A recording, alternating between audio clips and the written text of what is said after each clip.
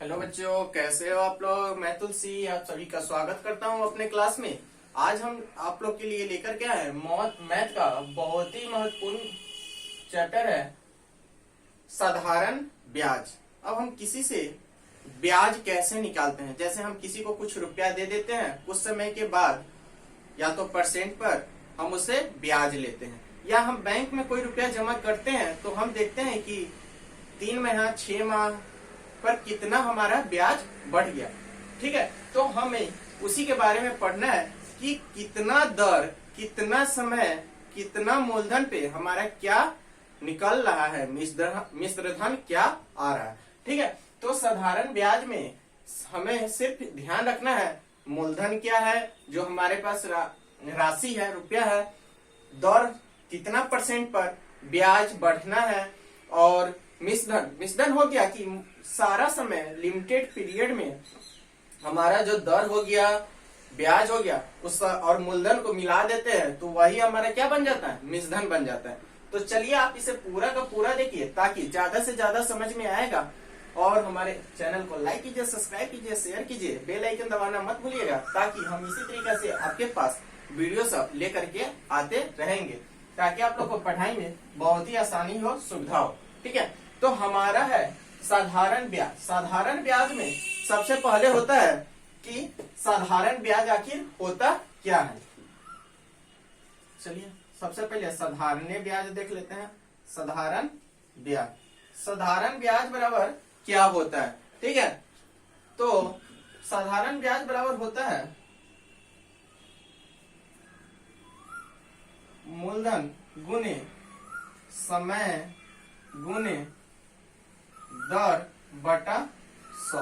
यानी बोले मूलधन यानी कि मेरे पास कितना रुपया है, समय कितना दिन के लिए, इस रुपया को कितने दर पर यानी कितने परसेंट पर हम उस रुपया को कहाँ इन्वेस्ट कर रहे हैं, तो हमारा रिटर्निंग जो आएगा वो हमारा क्या होगा, साधारण ब्याज आएगा। तो इसमें हम 100 से भाग कर देते हैं। ठीक है, उसी तरीका से है। अब हम इसी को देखिए, अब हम सिर्फ साधारण ब्याज अगर का फॉर्मूला हमें याद हो गया कि मूलधन गुने समय गुने दर बटा 100, तो हमें ज्यादा मेहनत नहीं करना पड़ेगा। अब हम यहीं से सारा चीज बारी बारी से निकाल लेंगे। जैसे मान लीजिए कि हमें मूलधन निकालना है, तो मूलधन निकालने के लिए हम क्या करेंगे, मूलधन बराबर, देखिए नीचे से अगर ये ऊपर आएगा तो गुना में चला जाएगा, क्योंकि इधर भाग में है, और आरएचएस के जब भाग में से एलएचएस में आएगा तो गुना में आ जाएगा। यानी कि साधारण ब्याज, ठीक है, साधारण ब्याज गुने 100 बटा, अब देखिए मूलधन तो हम निकाल रहे हैं तो हमारा क्या बच गया, समय गुने दर, यानी कि साधारण ब्याज गुने 100 बटा समय गुने दर, तो ये हमारा क्या हो गया, मूलधन निकल गया। इसी तरीका से अब हम समय निकालेंगे। समय बराबर फिर से क्या लेंगे, ब्याज, ये तो ऊपर ही चल जाएगा, साधारण ब्याज गुने 100 बटा, अब समय ले लिए यानी कि समय छोड़ देंगे तो मूलधन और दर बच गया, मूलधन गुने दर। तो आप इस दोनों को नोट कीजिए, फिर हम मिटा करके लिखेंगे ताकि साफ साफ पता चल सके। ठीक है,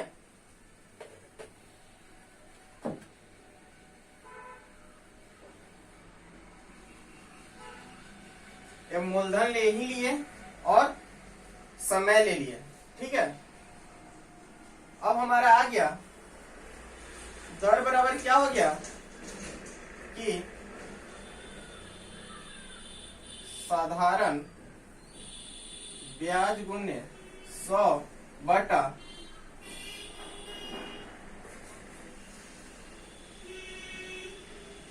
मूलधन गुने समय, यही ना लिया है। तो चलिए अब ये तो हो गया हमारा कि एक साधारण ब्याज बराबर मूलधन गुने समय गुने दर बटा 100, उसी से हमारा मूलधन समय दर सारा निकालिए। अब उसके आगे हम पढ़ेंगे कि हमारा मूलधन क्या होता है। ठीक है, चलिए आप इसे नोट कर लीजिए। ठीक है, अब हम इसे मिटाते हैं ताकि फिर से और हम ला सकें।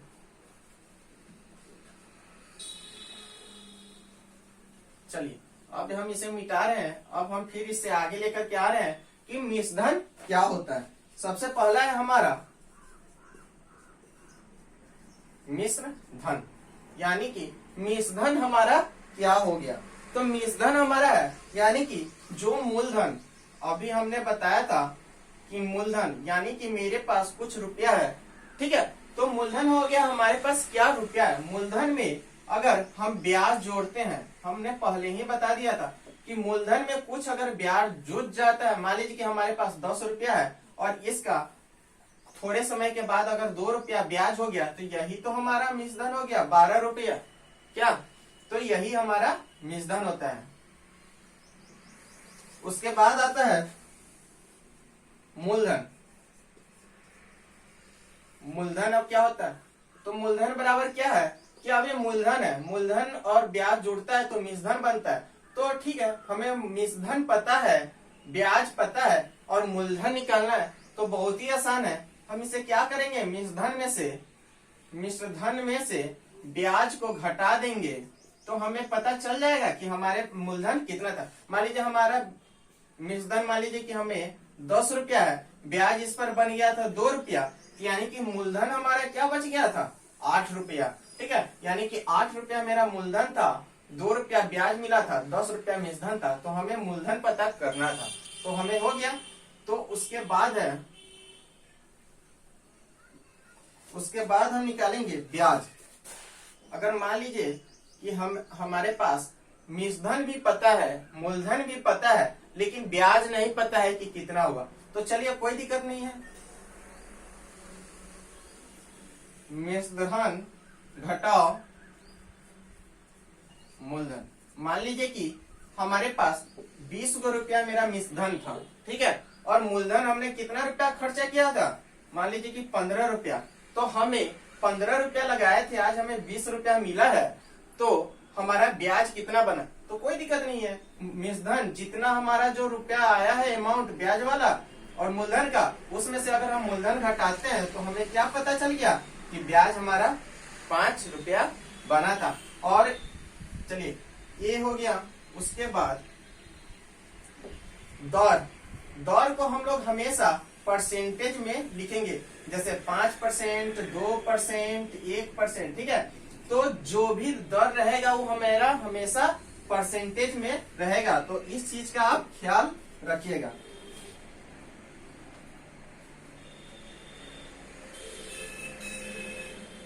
एक और आता है फॉर्मूला, मूलधन बराबर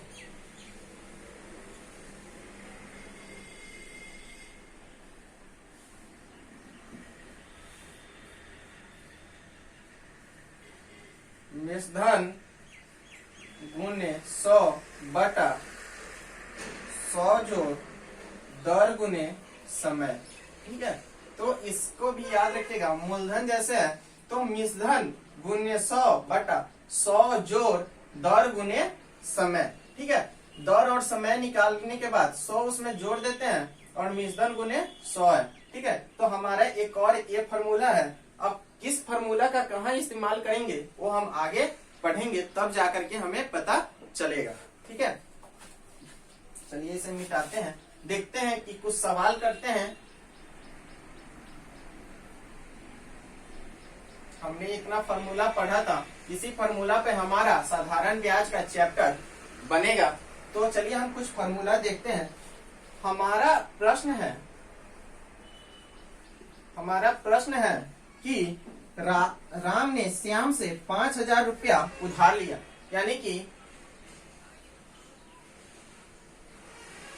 उधार लिया है हमारा। तो राम ने श्याम से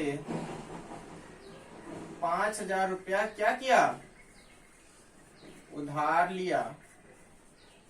ठीक है, यदि ब्याज की दर 10%, यदि ब्याज की दर 10% वार्षिक हो, वार्षिक मतलब सालाना, मतलब पूरे साल भर का। वार्षिक हो तो राम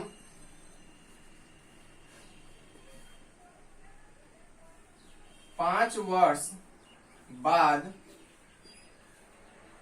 कितने रुपए लौटाएगा?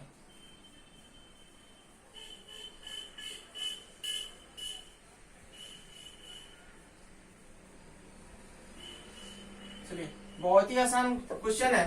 राम ने श्याम से 5,000 रुपया उधार लिया। यदि ब्याज की दर 10% हो तो राम 5 वर्ष बाद कितना रुपया लौटाएगा? तो चलिए आप लोग इसे देखिए, फिर हम इसे बनाते हैं। देखिए तो आप लोग क्या कह रहे हैं इसमें, आप लोग भी समझने की कोशिश कीजिए, फिर तो हम बनाएंगे ही। सबसे पहले हम इसमें देखेंगे कि हमारा मूलधन क्या है, ब्याज क्या है, दर क्या है, समय कितना है। तो अगर वो सब हमें पता चल जाएगा तो हम निकाल सकते हैं। चलिए तो हम इसमें सॉल्यूशन निकाले हैं, उत्तर निकाले हैं। तो हमारा मूलधन क्या है?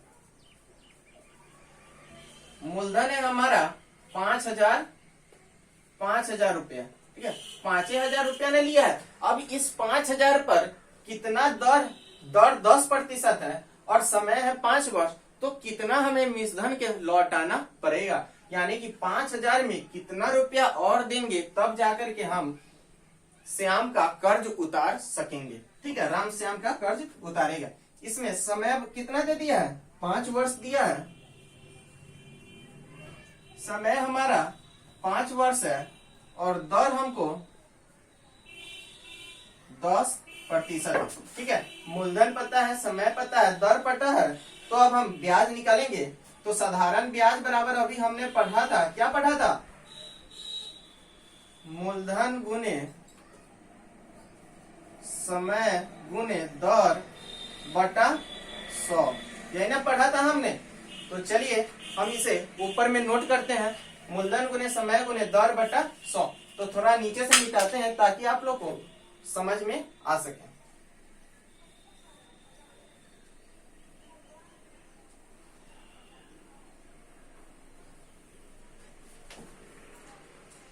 चलिए तो हम इस मूलधन को कहाँ लिखते हैं? मूलधन हमारा कितना है? 5,000 रुपया है, 5,000, और समय हमारा है 5 वर्ष, दर कितना है? 10, और इसमें 100 से हम भाग कर दिए तो 2 जीरो है, 2 जीरो से 2 जीरो कट गया, यानी कि हमारा कितना आ गया? 50 गुने 5 गुने 10। ठीक है, चलिए इसको मिटाते हैं ताकि साफ साफ पता चल सके। ये हमारा क्या है? ब्याज बराबर है, ब्याज हमारा है। तो हमें कितना हो गया? 50 गुने 5 गुने 10, यानी कि 2500 रुपया हमारा क्या हो गया? ब्याज हो गया। यानी कि ब्याज के साथ हमें लौटाना है। तो हमारा मिश्रधन कितना हो गया? अब हमें कितना रुपया लौटाना है मिश्रधन का? यानी कि 5,000 रुपया जो राम ने लिया था 100 और 2500 रुपया उसका ब्याज बन गया, यानी कि 7,500 रुपया अब उसे लौटाना पड़ेगा। ठीक है, तो ये आपका उत्तर हो गया। यानी कि 5,000 रुपया का 10% दर के 10% दर हो गया, दर 10%, और समय 5 वर्ष के बाद हमें 7,500 रुपया लौटाना पड़ेगा। तब जाकर के हमारा क्या होगा? उसका रुपया राम का सधेगा। तो चलिए आज हम आप लोग पूरे चैप्टर को बनाइए, फिर उसके बाद हम इसे आगे वीडियो में इससे आगे लेकर के आएंगे। चलिए आज के लिए इतना ही। Thank you. ज्यादा से ज्यादा लाइक शेयर सब्सक्राइब कीजिए ताकि हम ज्यादा से ज्यादा वीडियो आपके पास पहुंचा सके। चलिए।